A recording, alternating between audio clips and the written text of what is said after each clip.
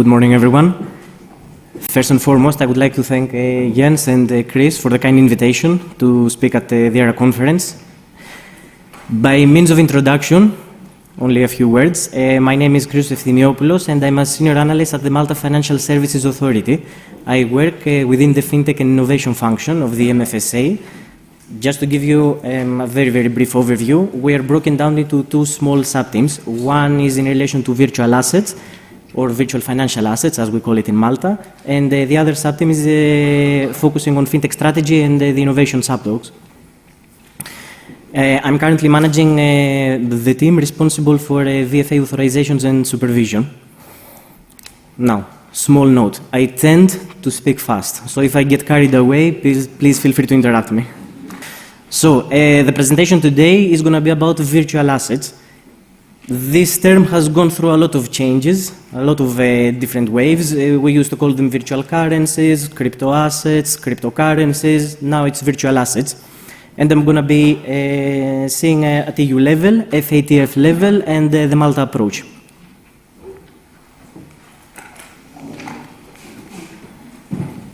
I'm going to be using this. This is the agenda for today. I'm going to be speaking about the 5th Anti-Money Laundering Directive. Then I'm going to be discussing the FATF recommendations, not each and every recommendation. I'm going to be focusing on VAs, virtual assets, and VASPs, the service providers. The Maltese AML CFT framework. First, a brief introduction of what we have done in Malta. And then I'm going to be explaining from an AML CFT point of view what is happening, what is the status quo. And then I'm going to be dedicating certain minutes in the AML CFT in the age of blockchain, essentially how KYC due diligence can be revamped in view of this kind of technology and other emerging technologies. Now, before I start, by show of hands, how many of you have done a transaction on the blockchain? Okay. How many of you have heard about blockchain? Very good.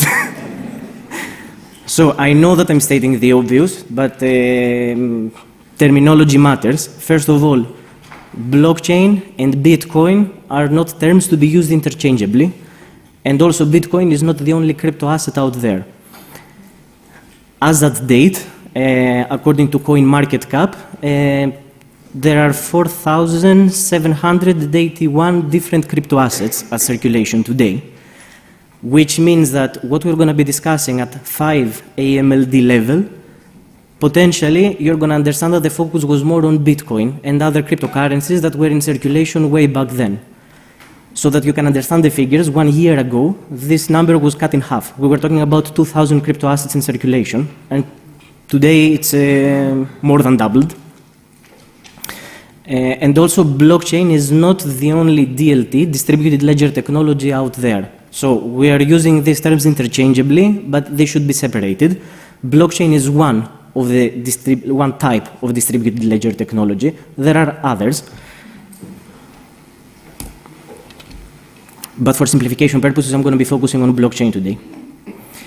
Now, the 5th Anti-Money Laundering Directive, it uses the term virtual currencies. The reason is that it was, it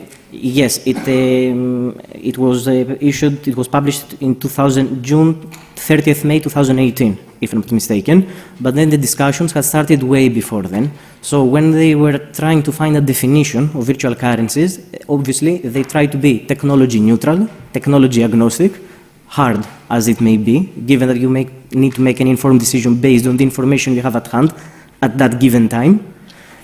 And then they came up with this definition. This is the recital, the 10th recital of the directive. Although virtual currencies can frequently be used as a means of payment, they could also be used for other purposes and find broader applications such as means of exchange, investment, store of value products, or use in online casinos. The objective of this directive is to cover all the potential uses of virtual currencies. Don't worry, I'm not going to be quoting all slides, just the ones that matter actually. So, according to the recital, the intention was to capture all kinds of virtual currencies, or crypto assets, how we call them. Did they manage to do so?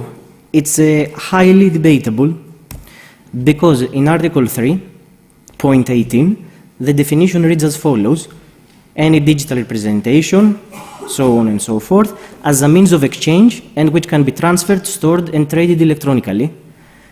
We heard yesterday that there are certain discrepancies between certain wording in the directive, for example, beneficial ownership registers, central bank registers, and this is another discrepancy found between the 10th recital and Article 3 of the definition. Potentially, we know the intention of the legislator, potentially. However, the devil is in the details, meaning that there is always the legal argument that in the recital, it makes reference to all kinds of crypto assets, let's call them like that may be used as a means of exchange, investment, store of value, meaning acknowledging the fact that there are crypto assets that have multiple uses. We're not talking only about means of payment. I'm going to transfer one Bitcoin to you to pay you for a service or to get a good. I may be using a Bitcoin, just to use the same virtual currency or virtual asset. I may be using Bitcoin for speculative purposes as an investment vehicle. Is it covered under the directive? There is a legal argument that it is not. Because whereas in the recital, in the 10th recital, it makes reference to all possible uses, in the actual wording of the article, of the definition, only the means of exchange found its place there. So again, it's debatable, but again, it gives rise to legal argumentation that at the end of the day, it was only cryptocurrencies, virtual assets that used as a means of payment that should be covered under the 5th Anti-Money Laundering Directive. This means that a large segment of crypto assets were falling outside scope. Crypto assets being used for investment purposes, so what you may have heard as utility tokens out there that are not used for payment purposes. This is in relation to the assets that are captured under the virtual currencies definition. Now moving forward to the virtual currencies services, so the intermediation in relation to the virtual currencies. During the discussions for the 5th AMLD, the decision was taken to cover only the on and off ramp activities in relation to the traditional financial services system, meaning that we are going to capture only those intermediaries that there is an intersection between crypto world and fiat world. Therefore, it covered only providers engaged in exchange services between virtual currencies and fiat currencies, and custodian wallet providers. This left quite a number of operators outside its scope, operators which are very, very relevant today. For example, crypto-to-crypto exchanges, they are not covered under the 5th Anti-Money Laundering Directive. We are talking, now we have ICOs, initial coin offerings. Has anyone heard about ICOs? Yes. So essentially, I'm an issuer, just drawing parallels with the traditional world, and instead of issuing a security, I'm going to be issuing a new coin, predominantly to raise funds for my operation. It can be an underlying project, let's say, for example, a crypto exchange, and I don't have the funds, the means to fund my operation. I'm going to go through an ICO. I'm going to issue what is called potentially a native token to be used in the crypto exchange. I'm going to raise funds, and then I'm going to decide what kind of features, what kind of rights are going to be imbued in that token that I'm going to be offering to the public. Now, there are investor protection issues, there are transparency issues. The white papers that we have been seeing so far are potentially 2 pages long, with all the information about the underlying project. And obviously everyone has a stellar project, which is the perfect solution to save the world, potentially. Risk-free, completely. There was quite of information asymmetry between investors and the issuers. So this is something, this was a type of operator that needs to be included, brought within the scope of the AML legislation. And this is something that happened at FATF level, which we're going to be discussing later on. These are the 2 providers that are covered under the 5th Anti-Money Laundering Directive. And again, only insofar as such services are provided in relation to virtual currencies, because we may say that if you provide exchange services in relation to virtual currencies, however, don't forget what we discussed before. Virtual currencies, there is always a legal argument that it's only false what is used as a means of payment. So if you use it for means of speculation, could you have a legal argument there that it falls outside the scope of virtual currencies? Potentially, yes.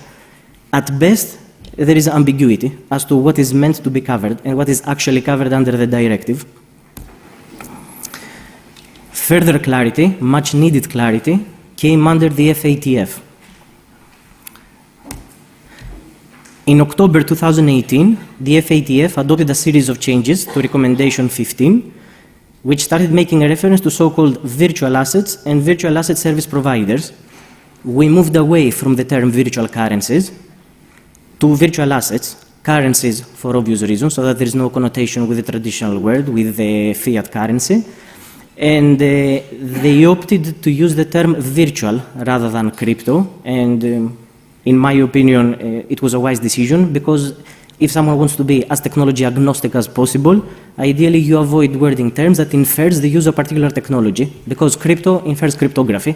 So potentially you can have in the future some virtual assets that the underlying they do not use cryptography.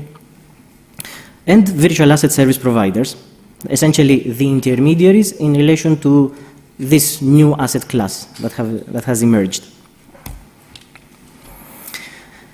Definition of virtual assets: digital representation of value that can be digitally traded or transferred and can be used for payment or investment purposes. It has become ample clear, and they have officially recognized that there are, now we're not talking about virtual assets only about Bitcoin, Litecoin, Ether, these kind of cryptocurrencies.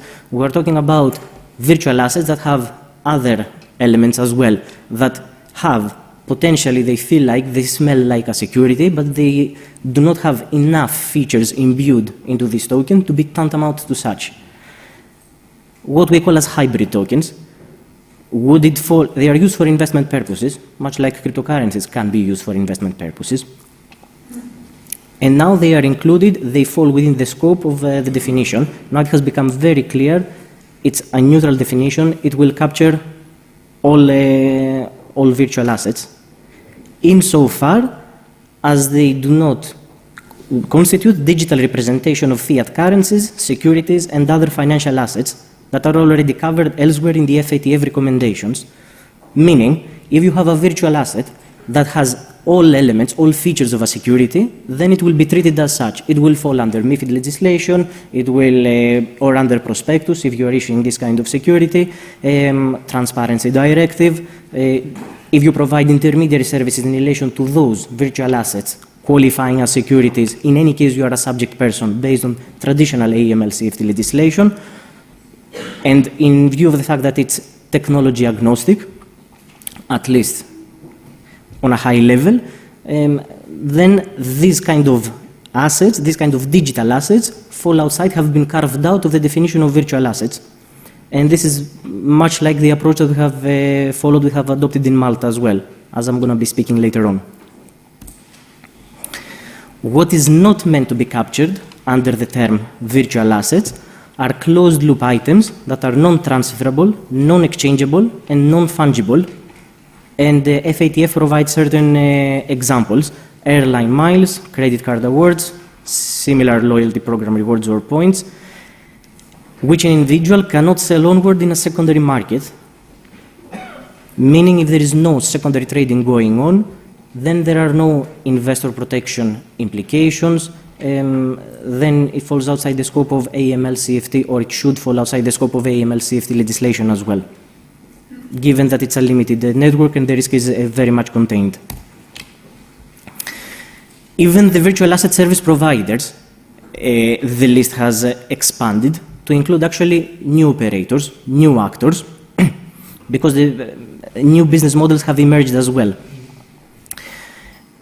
And later on I'm going to be discussing the importance of intermediation and how important it is to bring these actors into the scope of legislation and or regulation. What is included today in the FATF updated recommendation 15 are the following services: exchange between virtual assets and fiat currencies, which we have already seen under the 5th Anti-Money Laundering Directive; exchange between one or more forms of virtual assets. This was not covered under the 5th AMLD, as we mentioned before. So if you have a crypto-to-crypto exchange that has no interaction with fiat currencies, before under the 5th Anti-Money Laundering Directive, no AML CFT obligations. But under the FATF recommendations, they are brought into scope. And it's a very, very important addition, given that there are a lot of crypto-to-crypto exchanges out there. And you can always use a crypto-to-crypto exchange to bypass, to obfuscate origin of funds. You can go to a fiat-to-crypto exchange initially.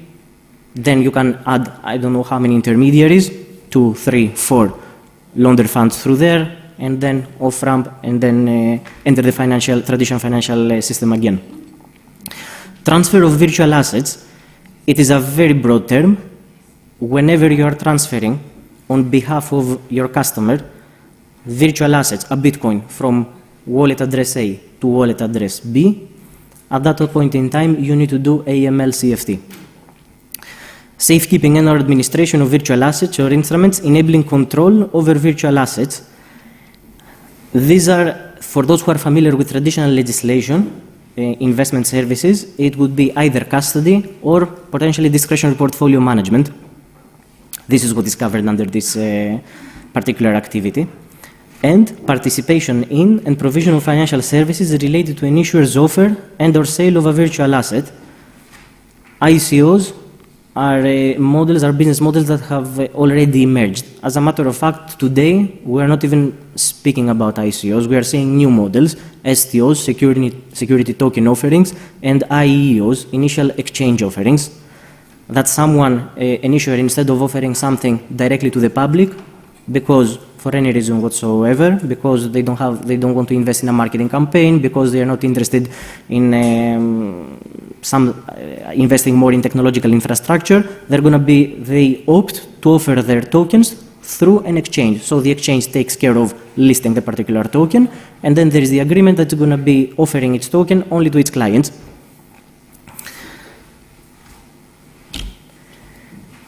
Exchange services. Exchanges can exist in various forms and business models, generally provide third-party services that enable their customers to buy and sell VAs, virtual assets, in exchange for traditional fiat currency, another VA, or other assets or commodities. So it can be fiat to VA, VA to VA, or VA to commodity. Providers of kiosks, Bitcoin ATMs, for example. There are one-way Bitcoin ATMs. You can always deposit, or you can also exchange money. Different models, they fall under the scope of exchange services.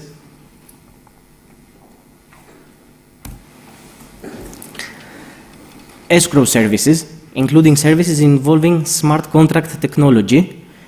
Smart contract, think of it as a piece of code which is self-executable. To give you a particular example of how a smart contract can be used, there is a particular use case that is called a hash time locked contract. Think of it like that. Blockchain, it's because we are talking about a trusted environment, but there is no trust whatsoever. So a smart contract potentially could be used under the hash time locked contract. Alice wants to transfer 1 Bitcoin to Bob in exchange for 1 Ether, or 2 Ether, or 3 Ether. Instead of transferring directly to Bob, and then she has no visibility, she does not trust Bob, so she doesn't even know if she's going to get back that Ether. She transfers the funds to a smart contract, and it's locked there. Bob does the same, transfers the Ether to the smart contract as well. So if certain conditions, predefined conditions, are satisfied, then the smart contract, because it's self-executable code, there is no trust embedded whatsoever, automatically it releases the funds to Alice and Bob in the same time. So this is just an instance, an example of how smart contract technology can be used to solve certain problems of trust on the blockchain. And they're actually very, very broadly used. Brokerage services that facilitate the issuance and trading of VAs on behalf of a natural or legal person's customers. Order book exchange services. Essentially, any kind of intermediary services in relation to virtual assets, they have been brought within the context of AML CFT legislation under Recommendation 15. Almost everything, as we're going to be speaking in a while. Now, peer-to-peer trading platforms, think of it like Amazon or Alibaba. When you have a platform that there is posting bids, asks and bids in relation to certain virtual assets. There is no order book included there, so we are not even talking about a crypto exchange. And the actual settlement is, in all probability, will happen outside that platform. So essentially that platform, the peer-to-peer trading platform, is used only to post bid and ask, so to bring investors together, nothing else. So insofar as this is the only service they are providing, if the parties themselves trade at an outside venue and they do not use wallets hosted by the trading platform, then in all probability it will not constitute a VASP, a virtual asset service provider, because at the end of the day what they are doing is provide only the technology. There is no actual intermediation in those instances. Now we also have decentralized exchanges that have been brought within the scope. In order to understand decentralized exchanges, I'm going to be explaining very, very briefly how a centralized exchange works. When you transfer a Bitcoin to a crypto exchange, because you want to use the services of that crypto exchange, all you are doing on the blockchain is transfer from your wallet, your individual wallet, to the wallet of the exchange, because custody is centralized. That's why we call them centralized crypto exchanges, because in most of the cases, custody and order book, the order matching system, these two things are centralized.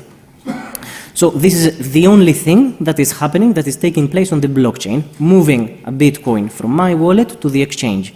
Then everything else happens what we call off-chain, meaning it can be in an Excel document, it can be in the IT systems of the exchange itself, like traditional reconciliation services. At some point in time, what is going to be visible on the blockchain is that that wallet, which belongs to crypto exchange A, has 100 Bitcoins. Now, to whom this 100 Bitcoin belong, it is only visible by the exchange itself, based on its own ledger that is maintained off-chain. And this is why intermediation has been brought within the scope of AML CFT legislation, because for all intents and purposes, for AML CFT, when we're talking about exchanges, when we're talking about any kind of centralized custody, we're talking about black holes. We have no visibility whatsoever, and in order to get identifiable information on a particular individual, how much Bitcoin, how many Bitcoins that individual owns, or how many Ether, and so on and so forth, law enforcement needs to subpoena that exchange and then ask for this kind of information. And that's why it's very important that the exchange does KYC on its clients, know who its clients are, and then they can provide actually this kind of information. It's not the case today. Most of the crypto exchanges do not conform with the FATF standards, and that's why it's so important that they have been brought within the scope of AML CFT legislation. On the other hand, decentralized exchanges, essentially it's much like trading platforms, what we discussed before, but now all the transactions are happening on-chain, meaning on the blockchain. So I'm going to be using either a wallet that the decentralized exchange provides or my own wallet, and then I'm going to be finding another investor based on a bid-ask price, and then we're going to be affecting an exchange between ourselves. In decentralized exchanges is where what I mentioned before, the hash time-locked contract comes in place, because again, there is no trust whatsoever, because you don't even know with whom you are interacting. On the blockchain, you are interacting with a string of characters, nothing more. You do not know unless you are a subject person and obliged and you need to KYC your client. Otherwise, you are just, think of it as an IBAN. You are interacting with an IBAN account, but you don't have the information, the identifiable information of that individual. Therefore, you need to have something in place to make sure that if you give something, you're going to receive something in return. Enter smart contract technology. Now we have transfer of virtual assets. To conduct a transaction on behalf of another natural or legal person that moves a virtual asset from one virtual asset address or account to another. Again, all these kind of services should be understood as intermediation, meaning that if I want to send a Bitcoin to my brother, to my uncle, I am not a VASP. I am not required to perform KYC, only insofar as I provide or hold myself out as providing these kind of services and I get remunerated for it. This particular service would encompass payment services as well in relation to virtual assets. Now, safekeeping and or administration of virtual assets or instruments enabling control over virtual assets. It's, again, for those who are familiar, it's what we mentioned before, either custody or discretionary portfolio management. These are essentially the services that are encompassed under this particular point in the FATF recommendations. And when we're saying control, obviously we mean having control over the private key, because everything is stored on the blockchain. Nothing is stored in your wallet address. What if you lose your private key, then this is where you lose your crypto assets as well, unless you have a way to recover that private key.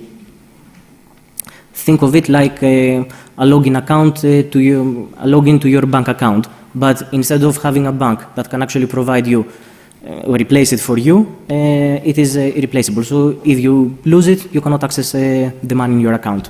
Exactly the same thing, exactly the same principle applies in relation to virtual assets. And this service, safekeeping and or administration, can also be used through the control of smart contracts to which they are not a party, that involve virtual assets belonging to another person, much like an escrow account, like we discussed in Decentralized Exchanges. Now we have the last service included under the list of VASPs, which is participation in and provision of financial services related to an issuer's offer and or sale of a virtual asset. This is meant to encompass persons who actively facilitate the offer or issuance of and trading in VAs, including by accepting purchase orders and funds and purchasing VAs from an issuer to resell and distribute the funds or assets, meaning that this service encompasses only the intermediaries, only the persons who are actually assisting the issuer in an ICO, in an IEO, or an STO. It does not encompass the issuers per se. So issuers are not obliged entities, but only any kind of intermediary that helps this particular issuer. So if an issuer, for example, wants to go through an exchange, to go through an IEO, the exchange, also in relation to that service, it will be an obliged entity. If an issuer wants to go through a broker, because through a private placement, for example, the broker is going to be captured because he is intermediating in relation to that offering.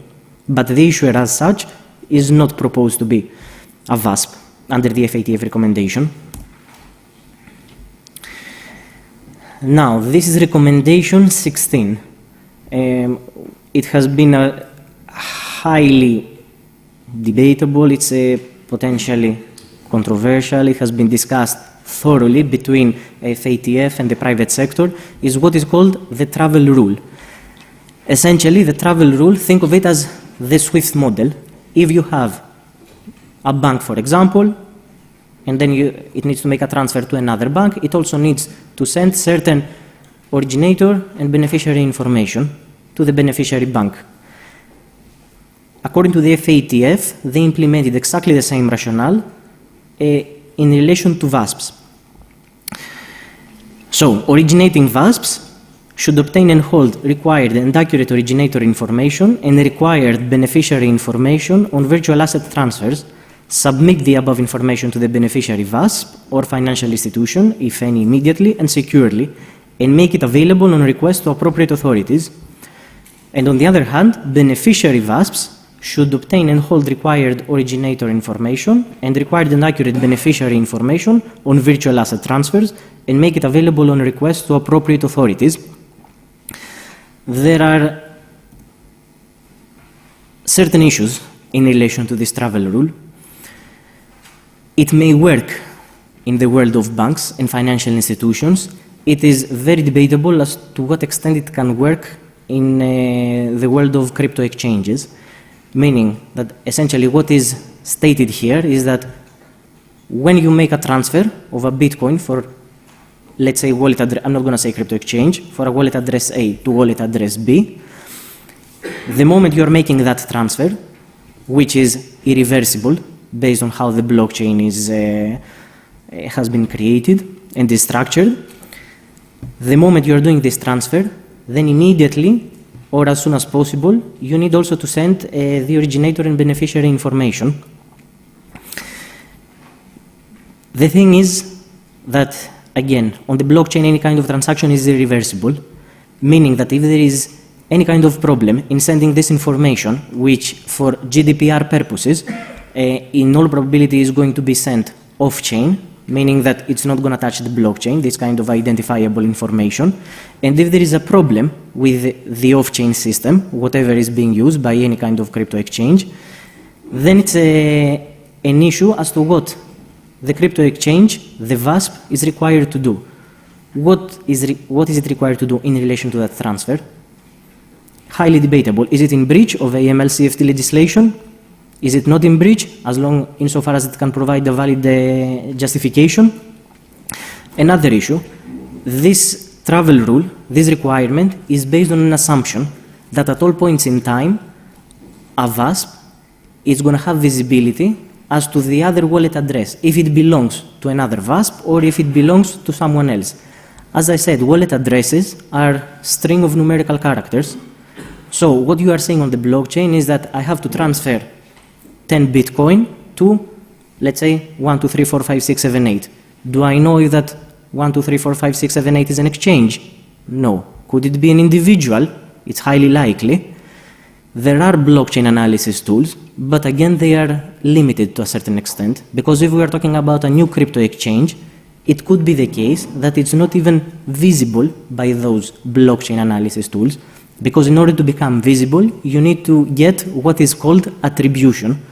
So by certain analysis tools that I'm going to be making a reference later on during the presentation, you may see that it is an exchange. If we're talking about established exchanges, in all probability you're going to know that you're talking about an exchange and it is a VASP, and then you need to know it. You are required to do it. If we're talking about a newly established exchange, which has not been attributed for any reason whatsoever, what you're going to be seeing is that 1, 2, 3, 4, 5, 6, 7, 8. Is it an individual? No one knows. Is it an exchange? Yet to be determined. So there are practical solutions. I understand the rationale, but what I'm foreseeing are certain difficulties in applying a very, very traditional model in a structure that should be treated slightly differently.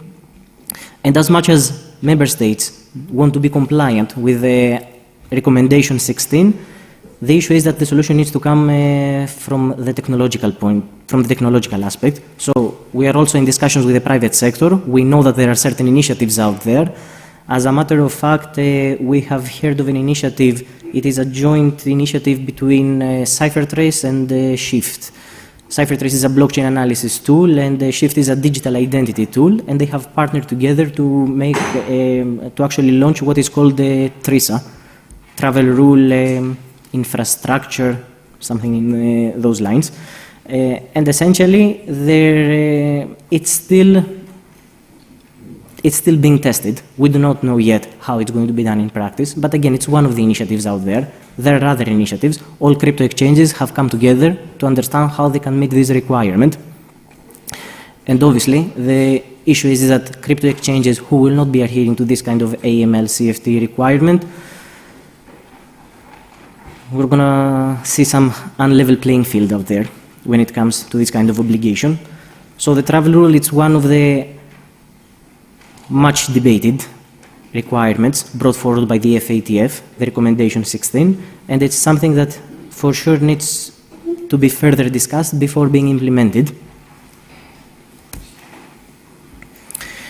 Another point, recommendation 16, so when it comes to transfer of funds, this kind of requirements, in Europe, it is implemented through the funds transfers regulation, which caters for the transmission of information with transfer of funds.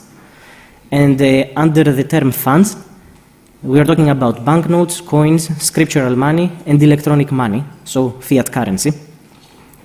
Based on this definition, in Europe, there is at present no obligation on anyone transferring VAs to adhere to the obligations arising from the funds transfer regulation, for the very simple reason is that they do not cover virtual assets. It only covers fiat. Next step, potentially, is to broaden, to widen the scope of the definition of funds under the fund transfers regulation. However, it is not as straightforward, because if the definition of funds is changed there to encompass virtual assets, we need to start thinking about correlation with other legal instruments in Europe, meaning, could it be potential implications in terms of inter alia PSD2 and the Money Directive? Potentially, yes. For the time being, what we are saying is that PSD2 caters only for funds, meaning traditional money, scriptural money, banknotes, and electronic money. So if under the funds regulation, we widen the scope to encompass virtual assets as well, Bitcoin, could we have potentially a legal argument that even PSD2 should widen the scope, or they automatically fall within the scope of PSD2? Again, it's a matter of legal debate. At this point in time, I think there are more questions in this regard rather than answers. But what we need to start doing is start asking the correct questions, and then we're going to get to the correct answers. This is a very high-level overview of what is happening at FATF level, based on the June 2018 updated recommendations and June 2019 risk-based approach, RBA guidance. Now I'm going to be I'm going to be giving you a high-level overview of the Malta AML CFT framework, explaining first what we are doing in Malta from a legislation point of view, and then I'm going to be focusing on the AML CFT perspective. What we have done in Malta, we have introduced what we call the Virtual Financial Assets Act. We have defined a virtual financial asset, or VFA, any form of digital medium recordation that is used as a digital medium of exchange, unit of account, or store of value, and that is not electronic money, a financial instrument, or a virtual token. We opted to go for a negative definition instead of a positive one. Essentially, we are saying that insofar as you are not A, B, or C, then by default you are captured under the definition of a virtual financial asset. This gives the opportunity to be as future-proof as possible. I mentioned 1 year ago, 1 year and a half ago, we were talking about 1,500, 2,000 crypto assets in circulation. Today we are talking about almost 5,000 crypto assets in circulation, and we cannot make, the moment we are trying to define something very, very strictly, we run the risk of becoming obsolete the day after a particular legislative text is introduced. And as much as we want to be technology agnostic, future-proof, and so on, unfortunately, our hands are tied based on the information that we are privy to today. We have no visibility of what's going to be happening in the future, and this is evident in all pieces of traditional legislation. We are saying that MiFID is technology agnostic. Is it? It's very, very debatable, because MiFID requirements, or CSD, or a prospectus regulation, requirements are introduced that are very, very much centralized. Yes, it doesn't make reference to a particular underlying technology, but it is inferred through the requirements that are introduced under that piece of legislation. So, we went, returning on the definition of a VFA, we opted for a negative definition in order to actually cater for any kind of hybrid permutations. If you have something that is not a DLT asset issued on DLT and has all the features of electronic money, or excuse me, a financial instrument in terms of MiFID, or a virtual token, then by default you're going to be captured under the virtual financial asset, a VFA. I would like to clarify that the VFA Act is a domestic regime, given that for the time being at EU level there is no harmonized legislation. Now, virtual token, we define it as a form of digital medium recordation whose utility, value, or application is restricted solely to the acquisition of goods or services, either solely within the DLT platform on or in relation to which it was issued, or within a limited network of DLT platforms. For those who are working with PSD2 or Electronic Money Directive, may have noticed that we have introduced the limited network exclusion under the definition of a virtual token. So we have followed exactly the same approach as FATF. we are saying that insofar as there is no secondary market whatsoever for a particular token, not all utility tokens, but a particular segment, a very small segment of utility tokens, like air miles, like a bonus, loyalty bonus on the blockchain, insofar as there is no secondary trading whatsoever, and it's restricted solely to the acquisition of goods or services within a very, very limited network, then it would fall outside the scope of the VFA Act. Given that there is no intermediation going on in these kind of services, the risk is contained, we do not see to overregulate this particular segment of tokens. What is covered under the Virtual Financial Assets Act? From an activity perspective, there are three types of operators. It's what we call in Malta VFA agents. VFA agents are essentially the intermediaries between issuers and the authority on one hand, or VFA service providers and the authority on the other hand. We are seeing them as the gatekeepers between the different VFA operators and the authority. Different obligations. I'm not going to go into the merits of it for the time being. Then we have issuers. We are regulating the activity insofar as someone offers virtual financial assets to the public and/or admits a virtual financial asset to trading on a DLT exchange. The first part of the activity covers direct offerings, like ICOs. The second part, the second limb of the activity, covers what I mentioned before, initial exchange offerings.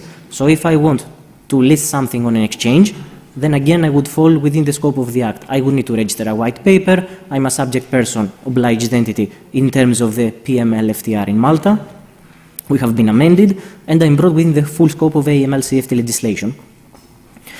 And we have what is called VFA service providers. And VFA service providers as essentially all intermediary activities that may be found under MiFID, under traditional financial services legislation, when these services are provided in relation to virtual financial assets. Essentially, we treated VFAs as a new asset class. So we didn't reinvent the wheel.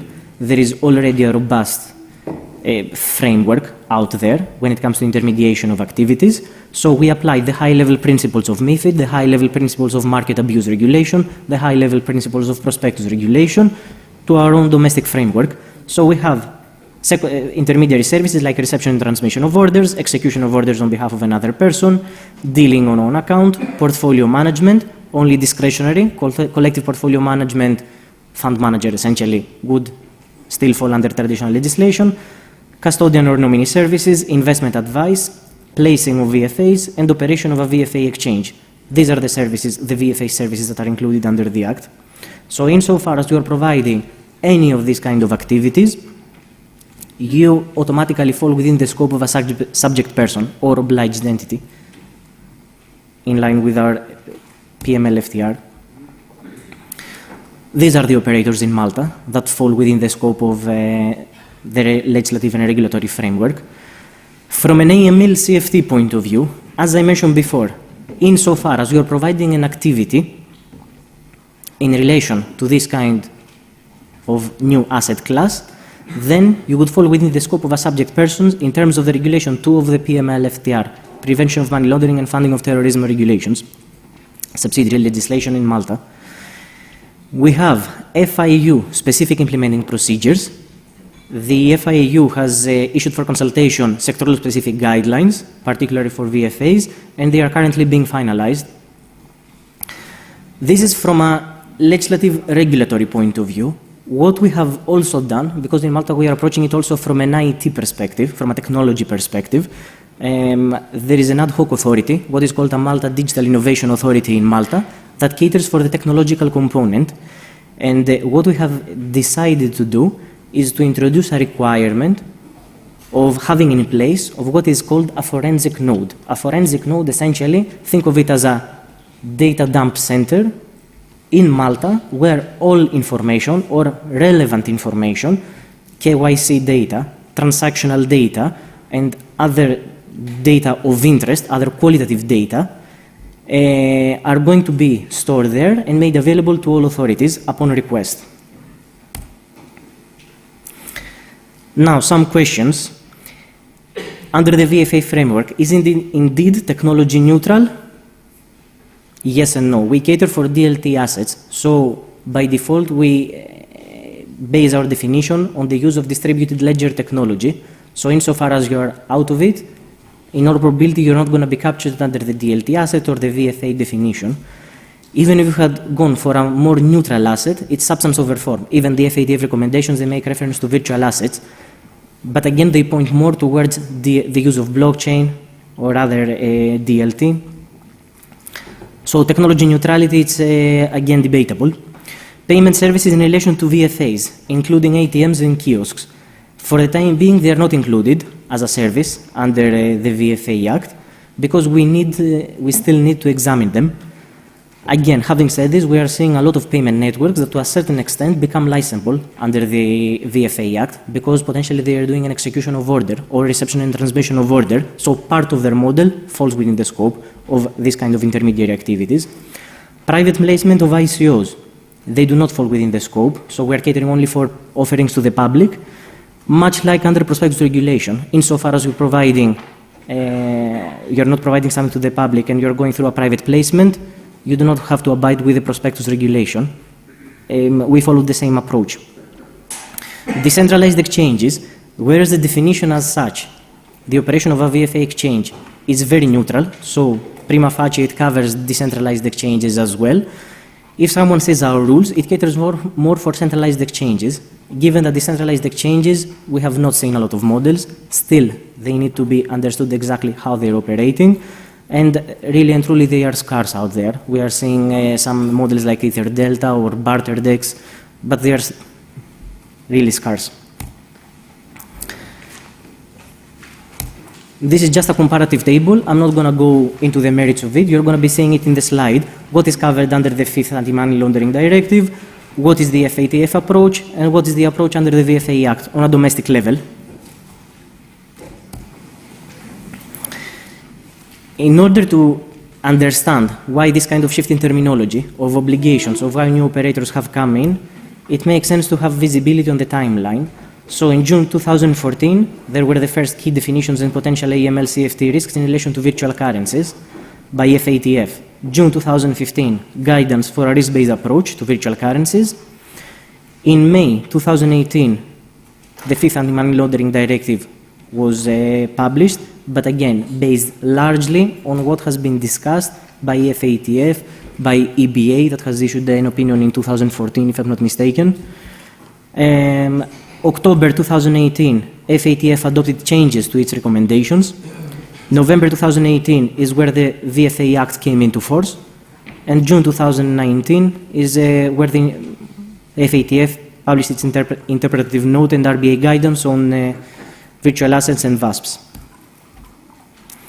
I'm not going to be focusing a lot of this in the interest of time, but we have made reference, and my colleagues from Estonia and Spain, they made reference to the use of smart technology. Authorization and supervision should be smarter, should be revisited.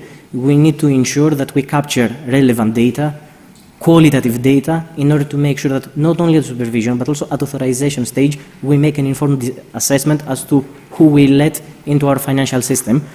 Some examples are digital identities. Digital identities, FATF issued that consultation document. There are other initiatives, digital identities on the blockchain, and today we are making reference, we are seeing self-sovereign digital identities on the blockchain. A user is actually responsible of the kind of data he is going to be revealing and to whom. Blockchain analysis tools. Essentially, there are quite a number of blockchain analysis tools out there. They not only cater for transaction monitoring and trace the origin of funds, of tainted Bitcoin, for example, or Ether.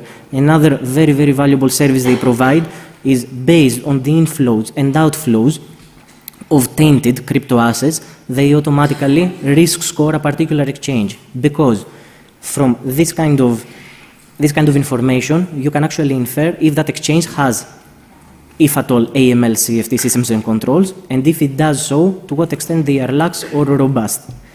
And there are other data aggregation tools, because we're not even talking only about AML CFT as such, but also about market abuse, other kind of offenses. There are data aggregation tools that have access to not only to Google and this kind of open source, but to deep web, darknet as well, marketplaces.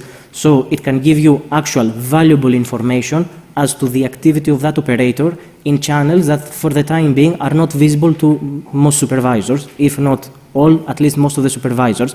So this is again valuable information that can be captured and can be assessed during both authorization and supervision stage. And one last point that I want to make is that there are certain legal instruments out there.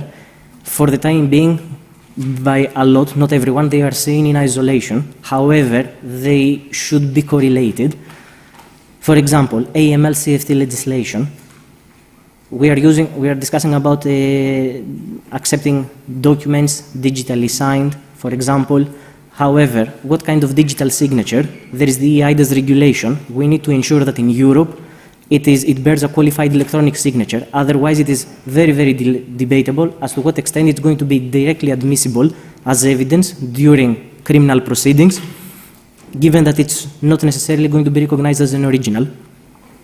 GDPR. Recently, there has been a publication which was very interesting between EDPS and the Spanish Data Protection Authority, hashing as pseudonymization technique. Again, this is food for thought because blockchain uses by default hashing and cryptography. So to a certain extent, pseudonymization is imbued within the essence of blockchain. So these different pieces of legislation need to be seen together, and other apparently. Thank you very much.